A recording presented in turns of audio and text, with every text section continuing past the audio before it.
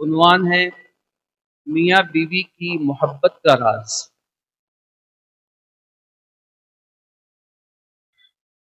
محبت لفظ جو ہے اس کو آپ بارہا سنتے ہیں۔ محبت کا معنی تو محبت ہی ہے، لیکن ایک اور لفظ اس میں ہوتا ہے مودت۔ یہ محبت سے اوپر کی چیز ہے جسے مودت کہتے ہیں، اور صرف اوپر کی نہیں، بہت اوپر کی چیز ہے جسے مودت کہتے ہیں۔ اور قرآن مقدس میں میاں بیوی کی جو محبت ہے اس کو قرآن نے محبت کے لفظ سے نہیں یاد کیا ہے۔ ہاں، محبت کا لفظ استعمال نہیں کیا۔ اس کے لیے جو میاں بیوی کی محبت ہے اس محبت کو قرآن نے مودت کے نام سے یاد کیا ہے۔ اب اسی کو تھوڑا سا میں سمجھانے کی کوشش کروں گا، ہو سکتا ہے شاید میں نے بھی سمجھاؤ اور آپ کو بھی سمجھانے کی کوشش کروں۔ محبت جو ہوتی ہے وہ کسی وجہ سے ہوتی ہے۔ استاد کی شاگرد سے محبت ہوتی ہے، یا پھر شاگرد کی استاد سے محبت ہوتی ہے، تو یہ دونوں کی ایک دوسرے کی محبت کسی وجہ سے ہے۔ استاد اپنے شاگرد کو اس لیے چاہتا ہے، اس لیے محبت کرتا ہے کہ شاگرد پڑھتا بہت اچھا ہے، اس کی غیر حاضری نہیں کلاس میں، بڑا شریف بچہ ہے اور استاد کا ادب بھی بہت کرتا ہے، اس لیے استاد اس سے محبت کرتا ہے۔ شاگرد بھی اپنے استاد سے محبت کرتا ہے اس لیے کہ استاد اس کو پڑھاتے بہت اچھا ہے، سمجھاتے بہت ٹھیک ٹھاک ہیں، اس لیے شاگرد بھی اپنے استاد سے محبت کرتا ہے۔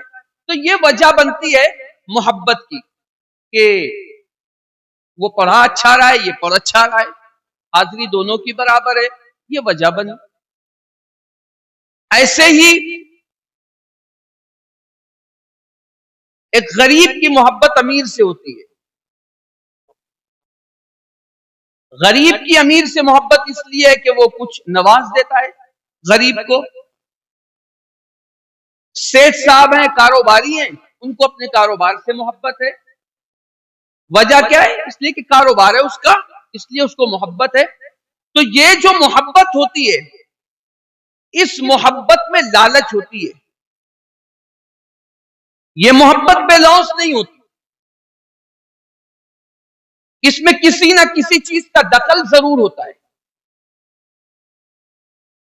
اسی لیے استاد اور شاگرد کی محبت بھی ایک موقع ایسا آتا ہے کہ وہ کم ہوتی ہے۔ غریب کی محبت جو امیر سے ہے وہ بھی ایک لمحہ ایسا آتا ہے کہ وہاں جا کر وہ بھی دم توڑ دیتی ہے۔ ایسے ہی جو لوگ حسن کو دل دیتے ہیں، کوئی لڑکا کسی لڑکی کو دے، کوئی لڑکی کسی لڑکی کو دل دے، وجہ کیا بنی؟ حسن بنا۔ اور آج وہی چیز ہے، حسن نہیں ہے، اس کے علاوہ کوئی اور چیز نہیں ہے، تو وجہ بنی حسن۔ لیکن ایک لمحہ ایسا آئے گا کہ جیسے جیسے حسن کم ہوگا محبت کم ہوتی جائے گی۔ تو محبت جسے ہم کہتے ہیں اس میں کسی نہ کسی چیز کا عمل دخل ہوتا ہے، لالچ شامل ہوتی ہے۔ لیکن جسے مودت کہتے ہیں، مودت، اس میں کسی چیز کا عمل دخل نہیں ہوتا، وہاں بے لوث محبت ہوتی ہے، وہاں پر کسی چیز کی غرض نہیں ہوتی، وہاں روپیہ پیسہ نہیں چلتا، وہاں پر ایسا معاملہ ہے کہ وہاں اگر کوئی چیز کم بھی ہو گئی تو یہاں پر وہ چیز کم نہیں ہوتی جو مودت ہوتی ہے۔ مودت کہتے ہی اسے ہے جو محبت سے اعلیٰ اور اونچے معیار کی ہو، اس کو مودت کہتے ہیں۔ وہاں پر کسی چیز کی لالچ نہیں ہوتی، وہاں کوئی غرض ہی نہیں ہے کہ کوئی کچھ دے دے تو محبت کریں گے، حسن ہوگا تو محبت کریں گے، پیسہ ہوگا تو محبت کریں گے، یا علم ہوگا تو محبت کریں گے۔ نہیں، یہ مودت جو ہوتی ہے یہ پیدا نہیں ہوتی، قدرت کی طرف سے پیدا کی جاتی ہے۔ تو یہ مودت جو ہوتی ہے محبت کے اوپر کی چیز ہوتی ہے. اسی لیے آپ دنیا میں دو محبتوں کو مودت کا نام دے سکتے ہیں. ایک تو وہ محبت جسے ماں کی محبت کہتے ہیں, وہاں بے غرض محبت ہے, بے لوث محبت ہے, وہاں کسی چیز کی لالچ نہیں ہے. ماں اپنے بیٹے سے محبت کرتی ہے تو اسے یہ لالچ نہیں ہوتی کہ میرا بیٹا پیسہ دے گا تو میں جو ہے اس سے محبت کروں گی. مجھے بتاؤ, اگر یہی اس کی لالچ ہوتی تو تم تو 18 سال 20 سال کے بعد پیسے دے رہے ہو, تم تو 30 سال 35 سال کے بعد پیسے دے رہے ہو. جب تو تمہیں بولنا بھی نہیں آتا تھا, جب تو تم پیدا ہوئے تو اس کی گود میں آئے تھے, اس وقت تو اس کو کیا لالچ تھی جو اس نے اپنا خون جگر تمہارے جسم میں دودھ کی شکل میں منتقل کیا ہے. اس وقت اس کو کیا لالچ تھی؟ اگر چاہتی تو گلا دبا کر مار دیتی, دفنا دیتی, یا کسی کوڑے دان میں تم کو پھینک کر آ جاتی. لیکن اس کی محبت جو تھی نا, وہ محبت نہیں تھی. اسی لیے اس کو دنیا نے بھی ممتا کا نام دیا اور قدرت نے بھی اسے مودت کا نام دیا ہے. ایسے ہی دوسری محبت جسے مودت کا نام دیا گیا ہے وہ ہے میاں بیوی کی محبت. یہ میاں بیوی کی جو محبت ہے یہ کسی دنیا دار نے پیدا نہیں کی ہوتی. ہاں, یہ مودت ہے, مودت اسے قدرت نے پیدا کیا ہے. اور جب قدرت پیدا کرتی ہے محبت اور دلوں میں ڈالتی ہے تو وہ مودت کا نام اختیار کر جاتی ہے. مجھے بتاؤ, رشتہ ہوا, لڑکی کسی دوسرے علاقے کی, لڑکا کسی دوسرے ملک کا, یا نہیں کسی دوسرے ملک کا, لڑکا دوسرے شہر کا, لڑکی دوسرے شہر کی, نہ اس کا کوئی خونی رشتہ ہے نہ اس کا کوئی خونی رشتہ ہے, نہ اس کو کوئی علاقائی تعلق ہے نہ اس کو کوئی علاقائی تعلق ہے, نہ یہ اس کو جانتا ہے نہ وہ اس کو جانتی ہے, نہ اس کے گھر والوں کا اس سے کوئی میل جول ہے نہ اس کے گھر والوں کا ان سے کوئی میل جول ہے.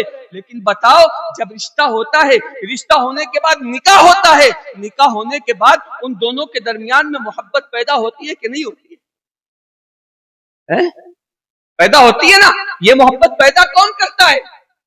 ورنہ آج کوئی اجنبی انسان کسی اجنبی انسان سے ملے تو کیا وہ اس طریقے سے رہتا ہے جیسے میاں بیوی رہتے ہیں؟ ایک انجانا سا خوف ہوتا ہے انجانوں کو ملنے کے بعد, اجنبیوں کو ملنے کے بعد.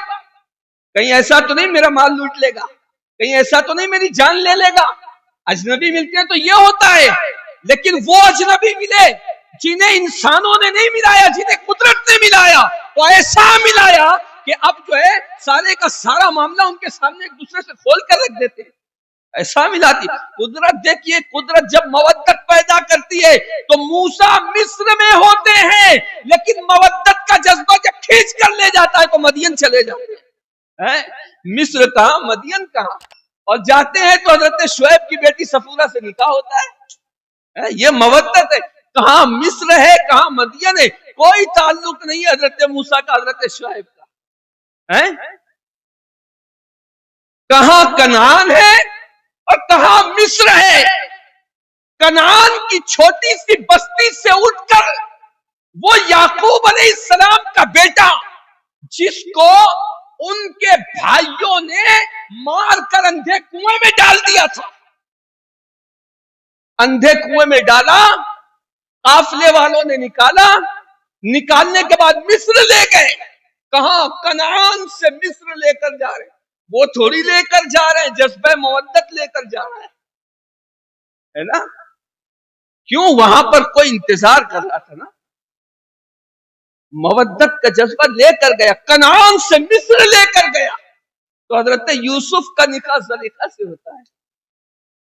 یہ مودت ہے جو قدرت پیدا کرتی ہے. میاں بیوی کی محبت کو عام مت سمجھیے, اور یہ مت سمجھیے کہ دو خاندانوں نے ان کو ملایا ہے. دو خاندانوں کا بالکل اس میں رول ہوتا ہے, لیکن کمال تمہارا نہیں ہے ان دونوں کو ملانے میں. ان دونوں کو ملانے میں کمال قدرت کا ہوتا ہے. ہاں, یہ یاد رکھنا.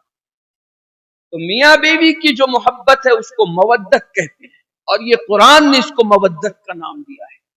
بے غرض محبت ہوتی ہے, بے لوث محبت ہوتی ہے, بغیر کسی لالچ کے محبت ہوتی ہے. وہاں کوئی لالچ نہیں ہوتی. اسی لیے اس محبت میں اللہ نے سکون ڈالا ہے. جو لوگ رشتہ ازدواج سے منسلک ہوتے ہیں ان کو وہ دلی سکون ملتا ہے جو دولت میں بھی نہیں، جو بڑی بڑی بلڈنگوں میں بھی نہیں ہے، جو اونچی اونچی عمارتوں میں بھی نہیں ہے، وہ سکون ملتا ہے۔ لیکن یہ جو مودت پیدا کی تھی قدرت نے، آج وہ محبت اور مودت 2 مہینے 3 مہینے 4 مہینے 1 سال کے بعد کیوں نفرت میں تبدیل ہو جاتی ہے؟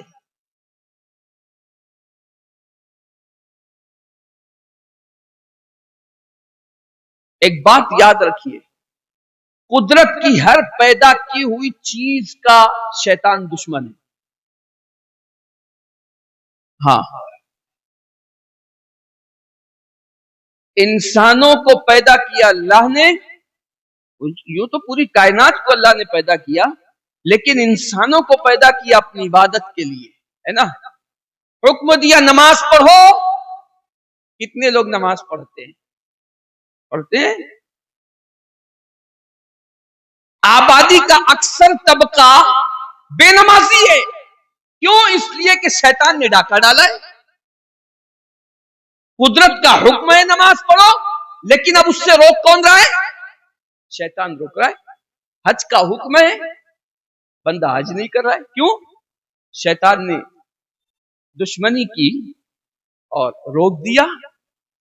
تو ایسے ہی یہ جو مودت ہے یہ قدرت کی پیدا کی ہوئی ہے، اور شیطان کبھی بھی نہیں چاہتا کہ قدرت کی جو پیدا کی ہوئی مودت ان دونوں کے بیچ میں ہے، میاں بیوی کے درمیان میں، وہ قائم رہ سکے زندگی کی آخری سانس تک۔ اسی لیے ان کے بیچ میں، ان کے درمیان میں کہیں نہ کہیں کسی موقع سے وہ نفرت پیدا کرنے کی کوشش کرتا ہے، اور اس کی وجہ ہم بنتے ہیں۔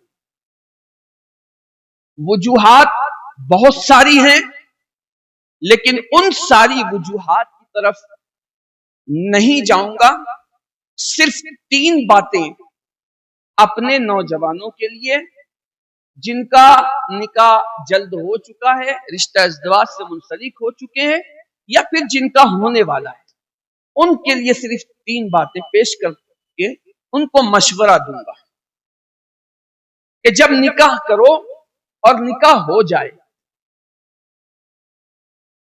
تو نکاح ہونے کے بعد سب سے پہلا کام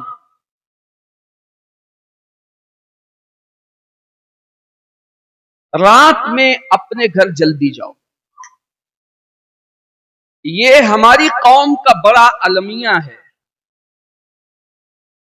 المیہ یہ ہے کہ جس وقت میں دنیا کی دوسری قومیں اپنے بستر پر جا کر خواب خرگوش میں مست ہو جاتی ہیں، اس وقت میں مسلمان قوم سڑکوں پر نکلتی ہے۔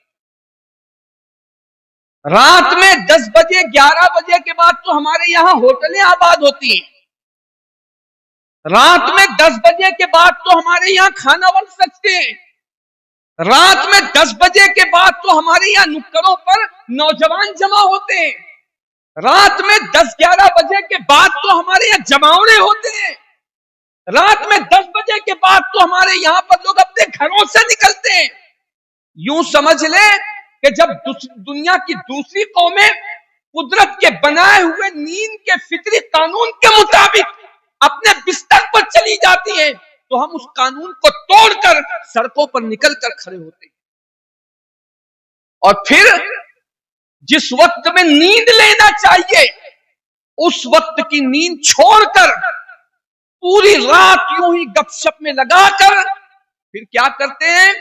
جب رات کا آخری پہر ہوتا ہے، دنیا کی دوسری قومیں پوری مکمل طور پر نیند لینے کے بعد اپنے جسم کو ریلیکس کرنے کے بعد پورا ان کا جو ہے جسم اب پورا توانا اور تندرست ہو چکا ہے، دن بھر کی پوری تھکن اتر چکی ہے ان کی، اب وہ رات کی پوری نیند لینے کے بعد آخری پہر میں جب اٹھنے کی تیاری کر رہے ہوتے ہیں تو یہ مسلمان قوم اس وقت میں بستر پر جانے کی تیاری کرتی ہے۔ یہ اگر حقیقت نہ ہو تو آپ کھڑے ہو کر اسی وقت میرا گریبان پکڑ کر کہہ سکتے ہیں آپ غلط کہہ رہے ہو. لیکن اس حقیقت سے کوئی دامن نہیں چھڑا سکتا، اس لیے کہ آپ جس شہر میں رہتے ہو میں بھی اسی شہر میں رہتا ہوں. آپ جو حالات دیکھ رہے ہو وہی حالات ہم بھی دیکھ رہے ہیں. تو سب سے پہلی بات، جن کا نکاح ہو گیا اور جن کا ہونے والا ہے، رات میں گھر جلدی جانے کی عادت ڈالیں. کیوں؟ اس لیے کہ جس بچی نے اپنا سب کچھ چھوڑ کر، اپنا گھر بار چھوڑا، سب کچھ چھوڑا اس کے لیے، صرف تمہارے لیے ہے نا، سب کچھ چھوڑا اور آ گئی تمہارے گھر. اس نے سب کو چھوڑا تمہارے لیے، اور اب تم دوستوں کے لیے اپنی بیوی کو چھوڑ رہے ہو. کیوں 2 بجے 3 بجے جاتے ہو گھر پر؟ کیوں اپنی دوستوں کے سامنے سٹکتے بیٹھتے ہو؟ گڑ 2 گھنٹہ 3 گھنٹہ. وہ وقت سٹکنے کا نہیں ہوتا، وہ وقت بیوی کے پاس گزارنے کا ہوتا ہے. اب اگر تم نہیں جاؤ گے تو وہ جو مودت کہا ہے نا قرآن نے، اور شیطان اس کی گھات میں لگا ہے دشمن کی طرح کہ کب مجھے موقع ملے میں اس پر شمخود ماروں، تو اب اس مودت کو نفرت کا نام دیا جاتا ہے، پتہ ہے؟ اور اس کا ذریعہ کون بنتے ہیں؟ اس کا سبب کون بنتا ہے؟ اس کا سبب ہم خود بنتے ہیں. ہم خود رات میں 2 3 بجے تک جا رہے ہیں، تو اس کے دل میں محبت کہاں سے پیدا ہوگی؟ بتاؤ. مودت تو قدرت نے پیدا کی تھی نا، لیکن اب وہ مودت کم نہیں ہوگی. صرف 3 بار تم نے کہہ دیا قبول ہے قبول ہے، اس کے بعد قدرت نے کہا ہاں لے جا اس کو، تو تیرے لیے حلال ہو گئی ہے. ہم نے تیرے لیے محبت پیدا کر دی اس کے دل میں، لے کر آ گئے، لیکن اب 2 3 بجے رات میں جا رہے ہو تم اس کے پاس. یہ غلط ہے. تو جن کا نکاح ہو گیا، ہونے والا ہے، رات میں گھر جلدی جانے کی عادت ڈالیں. اس کے بعد دوسری چیز، جب بیوی کے پاس جائیں تو اس سے میٹھی باتیں کریں. میٹھی باتیں. اسی لیے خطبہ نکاح کی جو تیسری آیت ہے نا، اس تیسری آیت کا مفہوم سمجھے. میں کہتا ہوں کہ آپ کچھ سمجھو مت سمجھو، کم از کم خطبہ نکاح میں جو 3 آیتیں پڑھی جاتی ہیں، ان 3 آیتوں کا مفہوم سمجھ لیجیے. سنتے بار بار ہو لیکن پتہ کچھ نہیں ہے کہ امام صاحب بول کیا رہے. تیسری آیت جو پڑھی جاتی ہے اس میں کہا یہ جاتا ہے یا ایھا الذین آمنوا اتقوا اللہ وقولوا قولا سدیدا. خطاب کیا جاتا ہے اس میں اہل ایمان سے، جو حاضر ہیں یا جو غائب ہیں. اہل ایمان خطاب ہے، اے ایمان والو اللہ سے ڈرو، اور جب بھی بات کرو سچی ستھری سیدھی اور نرم بات کرو. بتاؤ قرآن کہہ رہا ہے سبق کیوں دیا جا رہا ہے خطبہ نکاح میں؟ تاکہ جس کا نکاح ہو رہا ہے وہ بھی سمجھ لے، جس کا ہو چکا ہے وہ بھی سمجھ لے کہ میں نے بات کرنی ہے تو سچی ستھری سیدھی اور نرم بات کرنی ہے. اب جس سے بات کرنی ہو، آپ کا تعلق بیوی سے ہو گیا، بیوی سے نرم بات کرو، سیدھی بات کرو، ستھری بات کرو، صاف صاف بات کرو، میٹھی بات کرو. تو بیوی سے جو ہے وہ میٹھی بات کرو. اور میٹھی بات کرنے کا نسخہ، اگر زبان میں مٹھاس نہیں ہے تو اس کا سب سے پیارا نسخہ ہے اللہ کے رسول صلی اللہ علیہ وآلہ وسلم پر درود مبارکہ کی کثرت کرو. یہ وہ نسخہ ہے جن کی زبانوں میں تاثیر نہیں تھی، جن کی زبانوں میں تلخیاں تھی، اثر نہیں تھا. درود پاک کی وجہ سے اللہ نے ان لوگوں کی زبانوں میں تاثیر پیدا کر دی. پوچھو اقبال سے، کیا اقبال کی شاعری پڑھی ہے تم نے؟ اور پڑھ بھی لو نا تو وہ سر کے اوپر سے باؤنسر چلی جائے. ہاں وہ باؤنسر ہی جانی ہے، لیکن اس کے باوجود اگر میں کہہ دوں کہ تو شاہی ہے بسیرا کر پہاڑوں کی چٹانوں میں، سمجھ میں آئے نہیں آئے لیکن دل میں اترتی بات ضرور ہے. کیوں اتر رہی ہے؟ اقبال کی شاعری میں الفاظ اتنے گاڑھے گاڑھے ہیں کہ پڑھے لکھوں کو بھی اس کی شاعری سمجھنے کے لیے، ایک مصرے کے مفہوم کو سمجھنے کے لیے، یا ایک شعر کے مفہوم کو سمجھنے کے لیے لغت کا سہارا لینا پڑتا ہے. اقبال کی شاعری میں وہ الفاظ ہیں، لیکن اس کے باوجود جب کوئی خطیب یا کوئی شاعر اقبال کا کوئی شعر پڑھتا ہے تو اس کی شاعری کا حسن یہ ہے، سمجھ میں آئے نہ آئے بات دل میں ضرور اترتی ہے. پوچھا کسی نے اقبال سے، اقبال بتاؤ تمہاری شاعری میں یہ تاثیر پیدا کہاں سے ہوئی؟ تو اقبال نے کہا میں نے اپنے نبی پر کثرت سے درود پڑھا، اسی لیے میری شاعری میں یہ اثر پیدا ہو گیا. یہ ہے اثر کا نسخہ. تو اگر میٹھی بات کرنا ہے تو اس کا آسان سا نسخہ ہے حضور اکرم صلی اللہ علیہ وسلم پر درود پاک پڑھنے کی کثرت کریں، میٹھی بات کریں. ویسے آج کے دور میں سب سے زیادہ شارٹ اور مختصر بات فون پر کس سے ہوتی ہے پتہ ہے؟ بول سکتے ہیں کس سے ہوتی ہے؟ بولو. بیوی سے. سب سے شارٹ اور مختصر بات بیوی سے ہوتی ہے. اور لمبی بات کس سے ہوتی ہے؟ جی ایف سے ہوتی ہے نا؟ جی ایف سے ہوتی ہے کہ نہیں؟ گرل فرینڈ سے.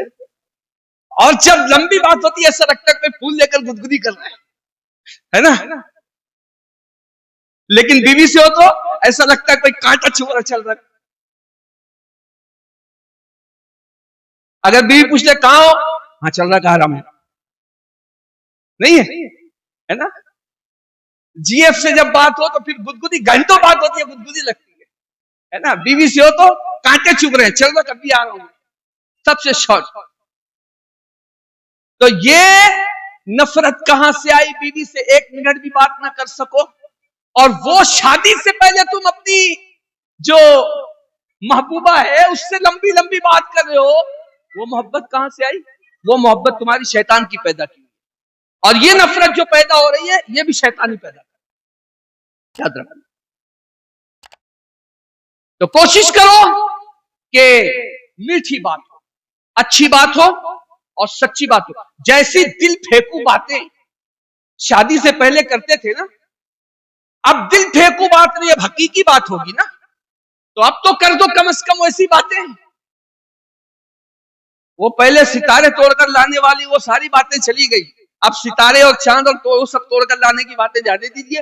کم از کم اب اس کو کپڑا تو دلا دیجیے محبت کے نام پر. اس کو محبت کے نام پر کچھ اور تو دے دیجیے شادی کے بعد. تو میٹھی باتیں کی. دوسری چیز پہلا کیا بتایا میں نے؟ گھر جلدی جانا ہے نا. دوسری چیز بیوی سے میٹھی بات کریں، اچھی بات کریں، ستھری بات. تیسری چیز، اب اس کو تھوڑا سا دھیان میں رکھیے گا اور بہت اہم چیز ہے یہ، کیونکہ اکثر لوگوں کے گھر نکاح کے بعد اس پرابلم کی وجہ سے بگڑتے ہیں، اس لیے کہ ان کو سینس ہی نہیں ہوتا ہے، سمجھ ہی نہیں ہوتی ہے کہ میں نے کرنا کیا ہے، کس چیز کو کہاں رکھنا ہے، کس مقام پر رکھنا ہے. ان کو سینس ہی نہیں. ایک ہوتا ہے آپ کی پرسنل لائف ہے نا، جو آپ اپنی بیوی اپنے گھر والوں کے ساتھ گزار، وہ آپ کی پرسنل لائف. ایک ہوتی ہے آپ کی سوشل لائف، جو آپ اپنے محلے والوں کے ساتھ زندگی گزارتے، وہ آپ کی دوست ہیں، آپ کے یار ہیں، جو بھی ہیں، یہ آپ کی سوشل لائف ہے. ایک آپ کی پروفیشنل لائف ہے. یہ تین زندگیاں آپ کی ہیں. پروفیشنل لائف میں آپ کاروباری معاملات ہوں یا آپ جہاں کام کریں اس سے جڑے ہوں، یہ تینوں زندگیاں آپ کی ہیں. ان تینوں کو آپ گڈمڈ مت کیجیے. جو آپ کی پرسنل لائف ہے وہ آپ کی سوشل لائف میں اور آپ کی پروفیشنل لائف میں وہ اس کو مت لے کر آئیے.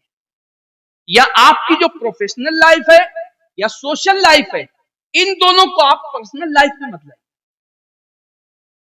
کیا ہوتا ہے پتا ہے؟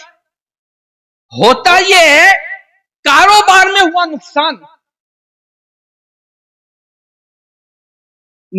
ہو گیا, خسارہ ہوا, یا پھر بندہ جہاں کام کر رہا تھا مالک نے 4 گالی دے دیا, سیٹ نے بات سنا دی, یا آج پاور بند تھی, کم کام ہوا, کم میٹر چلا, یا کہیں اور کام کر رہا تھا وہاں پر اس کو کوئی نقصان ہو گیا. اب وہ جو ٹینشن اس کا ہے وہ ٹینشن لے کر کہاں جاتا ہے؟ وہ گھر میں آتا ہے. تو اس پروفیشنل ٹینشن کو وہاں کا جو اس کا معاملہ ہوتا ہے وہ آ کر اپنی بیوی کے اوپر اتارنے کی کوشش کرتا ہے. یہ غلط ہے. معاملات بگڑتے ہیں یہاں سے. آپ کی سوشل لائف, پرسنل لائف اور آپ کی جو پروفیشنل لائف ہے, تینوں کا الگ الگ مقام ہے. جس کا جہاں کا معاملہ اس کو وہی ختم کیجئے. کاروبار کا ٹینشن ہے وہیں اس کو دفنا کر نکلیے کہ یہ ٹینشن میں لے کر نہ تو دوستوں کے بیچ میں جاؤں گا نہ تو بیوی کے بیچ میں جاؤں گا. دوستوں کا ٹینشن ہے تو نہ تو میں کاروبار میں لے کر جاؤں گا نہ گھر لے کر جاؤں گا. بیوی کا ٹینشن ہے نہ تو میں دوستوں کے پاس لے کر جاؤں گا نہ تو کاروبار میں لے کر. آپ اگر اس نسخے کو اپنا لیتے ہیں آپ ایک کامیاب مرد کی حیثیت سے زندگی گزار سکتے.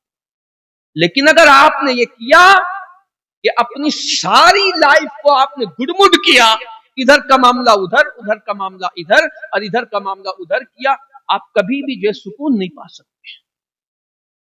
بیوی بیوی ہے, اس کو بیوی کی طرح رکھو, اس کو پیار دو, اس کو محبت دو. جو مودت قدرت نے پیدا کی اس کو سنبھالو. اللہ کے رسول صلی اللہ علیہ وآلہ وسلم کی زندگی پاک کا مطالعہ کریں. اصحاب کرام کی زندگی کو دیکھیں. کیا ان کی زندگیوں میں ٹینشن نہیں ہوتے تھے؟ جتنی آسائشیں اور جتنا آرام آج ہمیں ہے, شاید کہ اتنی آسائش ترقی کے اعتبار سے یہ جو جدید دور ہے اس دور کے حساب سے ان کی زندگیوں میں اتنا آرام نہیں تھا جتنا آرام آج ہمیں ہے. لیکن اس کے باوجود وہ ہر چیز کو اس کے مقام پر رکھتے تھے, اسی لیے وہ کامیاب تھے. لیکن آج نہ تو ہمارے بچوں کو نہ ہمارے جوانوں کو اس بات کی خبر ہے کہ نکاح کے بعد زندگی کیسے گزارنا نہیں پتا. حالانکہ آج ایسا بھی نہیں ہے کہ علم کم ہے. پہلے جو سورس تھے نا حاصل کرنے کے لیے, جو ذرائع تھے علم حاصل کرنے کے لیے, وہ بہت محدود تھے. یا تو استاد کے پاس جاؤ, جا کر علم حاصل کرو, یا پھر لائبریری میں جاؤ, کتب خانے میں جاؤ, وہاں جا کر کتابیں کھنگالو تو آپ کو ملے گا. لیکن آج جو ذرائع ہیں علم کے وہ آپ کے ہاتھ میں آ گئے. آپ اگر کوئی بات نکالنا چاہتے ہیں تو ڈالیے نا, آپ گوگل پر سرچ کیجئے. لیکن میں تو کہتا ہوں ساری چیزیں گوگل ہی نہیں ہے. اصل چیز آپ کو اگر دوست بنانا ہے تو کتاب سے دوستی کریں. کتاب سے بہترین دوست کوئی نہیں. آج سارے دوست مطلبی ہو سکتے ہیں اور ہیں مطلبی. جب بھائی آج کا زمانہ ایسا ہے کہ پورے کا پورا لوگ نچوڑ لیتے ہیں, مطلب نکالنے کے بعد گنا کیسا ہوتا ہے؟ گنے کی کھانے پہ گئے ہو کبھی؟ کبھی کیا روز جانا ہوتا ہوگا. گنے کا رس نکالنے والے کو دیکھا کیسا نچوڑتا ہے اس کو. جب تک کہ ایک ایک قطرہ رس اس سے نہ نکل جائے تب تک کہ اس کو نچوڑتا ہی رہتا ہے, اور جیسے ہی نچوڑ لیا اب نہیں نکلا تو پھینک دیتا ہے. تو ایسے ہی لوگوں کا حال ہے, پورا نچوڑ لو جتنا نچوڑنا ہے, مطلب نکل گیا اٹھا کر پھینک دو. مطلب نکل گیا نا, پھینک دو اٹھا کر. تو یہ دوستوں کو جو تم نے چنا ہے ان کو دوست ٹھیک ہے بنایا تم نے, لیکن گہری دوستی اگر کسی سے کرنی ہے تو وہ کتاب سے کرو. آج سرپرستوں کی بھی ذمہ داری ہے. آپ کی ذمہ داری صرف اتنی نہیں ہے کہ آپ اپنے بیٹے کے سر پر صحرا سجاؤ یا اپنی بیٹی کی ڈولی اٹھا دو گھر سے. آپ کی ذمہ داری صرف اتنی نہیں ہے. آپ کی ذمہ داری یہ بھی ہے کہ آپ اپنے بچوں کو, اپنی بچیوں کو اتنا علم ضرور دیں کہ وہ اپنی زندگی میں آنے والی مشکلات کا حل کتابوں کے ذریعے سے تلاش کر سکیں۔ اتنا علم تو ضرور دینا چاہیے، لیکن ہم خود بھی علم سے کوسوں دور، اور اب ہماری آنے والی جو نسلیں ہیں وہ بھی علم سے کوسوں دور نظر آتی ہیں۔ تو وقت کی ضرورت یہی ہے کہ ہم اپنے بچوں کو، اپنی بچیوں کو خوب علم دیں، چاہے وہ اسکول کا علم ہو یا پھر مدرسے کا علم ہو۔ دینی تعلیم سے آپ اپنے بچوں کو خوب روشناس کرائیں۔ جو 3 باتیں میں نے پیش کی ہیں، ان تینوں باتوں کو آپ اپنے ذہن کے خاکے میں محفوظ کر کے اپنے دل میں محفوظ کر لیں، تاکہ کامیاب زندگی آپ گزار سکیں۔ پھر سے وہ تینوں باتیں، سب سے پہلے تو جن کا نکاح ہوا رات میں جلدی گھر جائیں، بیوی کے پاس جائیں تو میٹھی باتیں کریں، اور تیسرا یہ کہ اپنی جو زندگی ہے، پرسنل زندگی، سوشل زندگی یا پھر آپ کی کاروباری زندگی، ان تینوں زندگی کو اپنے اپنے مقام پر رکھیں۔ جس کا جہاں کا ٹینشن ہے وہیں دفن کر کے اس کو نکل جائیں۔ اللہ سے دعا کرتے ہیں اللہ اپنے حبیب علیہ السلام کے صدقے طفیل میں ہم سب کی ازدواجی زندگیوں میں بہاریں اور خوشیاں عطا فرمائیں۔ جن کی زندگیوں میں تلخیاں آئی ہیں اللہ پاک ان کی تلخیوں کو شہد کے طرح مٹھاس میں تبدیل فرما دے۔ اللہ اپنے حبیب کے صدقے میں ہم سب کو دونوں جہاں کی بھلائیاں نصیب فرمائے۔